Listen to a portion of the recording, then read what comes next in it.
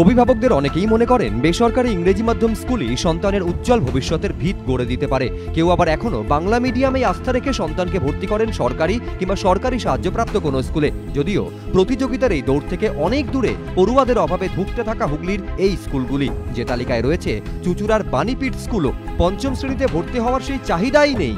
কিন্তু কেন এই পরিস্থিতি? আমরা তো প্রতি বছর বাড়িতে বাড়িতে যাই, প্রাইমারি স্কুলগুলোতে যাই, তা সত্ত্বেও যখন ম্যাম ছাত্রীরা আসতে চাইছে না, তাহলে সেখানে আমাদের আর কি করার আছে? এই পরিস্থিতির জন্য পূর্বতন বাম সরকারকে দায়ী করেছেন শিক্ষামন্ত্রী।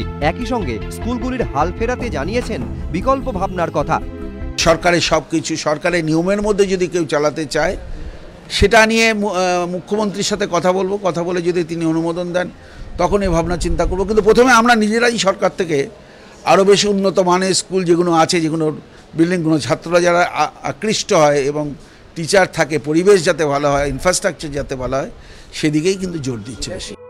নিয়ম অনুযায়ী এখন স্কুলে 40 জন পড়ুয়া পিছু একজন শিক্ষক থাকার কথা, কিন্তু হুগলির বহু সরকারি সাহায্যপ্রাপ্ত স্কুলে হু হু করে কমছে ছাত্র সংখ্যা। কিছুদিন আগে জেলা স্কুল পরিদর্শকের দফতর থেকে চুঁচুড়ার 7টি, শ্রীরামপুরে 6টি, চন্দননগরের 8টি এবং আরামবাগের 2টি স্কুলে ইমেল করা হয়। ওই ইমেলে জানানো হয় এইসব স্কুলে ছাত্রদের তুলনায় শিক্ষক সংখ্যা অনেক বেশি রয়েছে, তাই তাদের বদলি করা হবে। অর্ণব মুখোপাধ্যায়, এবিপি আনন্দ।